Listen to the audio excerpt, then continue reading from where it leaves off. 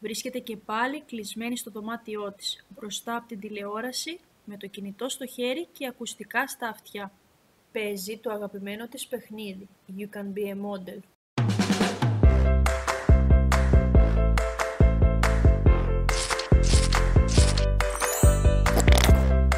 Όταν ξαφνικά λαμβάνει στο chatroom ένα μήνυμα.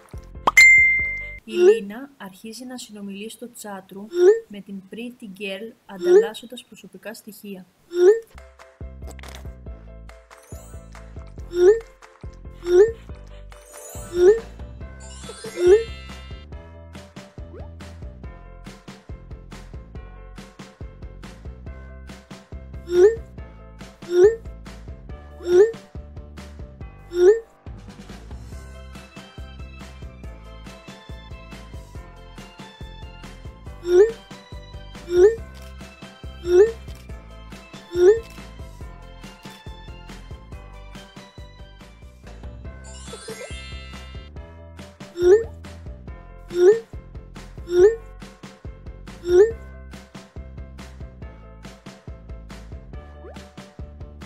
Η Λίνα βγάζει selfie και είναι έτοιμη να τη στείλει στο chat, όταν ξαφνικά ανοίγει η πόρτα.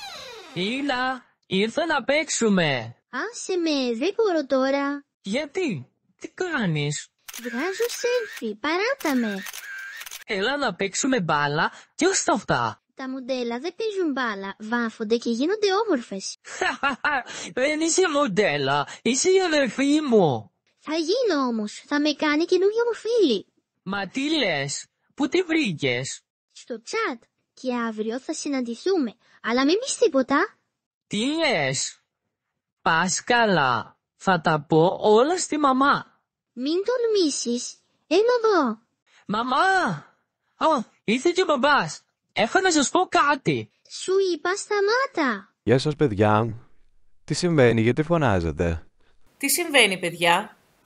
Μαμά, η Λίνα μιλάει με κάποιον στο παιχνίδι που παίζει και κανόνισε να συναντηθούν κρυφά, γιατί λέει θα την κάνει μοντέλο. Λίνα, τι είναι αυτά που ακούω? Θέλεις να μου εξηγήσεις τι έχει συμβεί? Εντάξει, θα σας πω. Η Λίνα εξηγεί στους γονείς της πώς γνώρισε τη νέα της φίλη και για την κρυφή συνάντηση. Η γνωστή φίλη έχει καταφέρει να αποσπάσει σημαντικά προσωπικά στοιχεία που ανησυχούν τους γονείς. Νομίζω ότι το περιστατικό είναι πιο σοβαρό από ό,τι φαίνεται. Θα πρέπει να απευθυνθούμε στην αστυνομία. Η οικογένεια φτάνει στο τμήμα δίωξης ηλεκτρονικού εγκλήματος και αναφέρει το περιστατικό. Ο επικεφαλής και η ομάδα του καταγράφουν και αξιολογούν το συμβάν. Σας ευχαριστούμε πολύ που καταγγείλατε το συγκεκριμένο περιστατικό, διότι είναι σημαντικό να γνωρίζουμε ώστε να μπορέσουμε να προφυλάξουμε και άλλα παιδιά σαν τη Λίνα. Ο αστυνομικός, σε φιλικό κλίμα, δίνει στη Λίνα και στον αδελφό της συμβουλές για τη σωστή χρήση του διαδικτύου.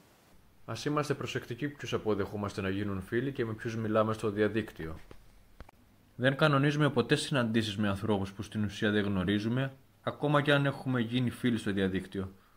Δεν ανταλλάσσουμε ευαίσθητες προσωπικές πληροφορίες ή ακατάλληλο βίντεο και φωτογραφίες. Κύριε Διοικητά, ευχαριστούμε πολύ για τη συνεργασία. Τώρα είμαστε ήσυχοι ότι τα παιδιά μας είναι ασφαλή. Η οικογένεια, ήσυχη πλέον, επιστρέφει.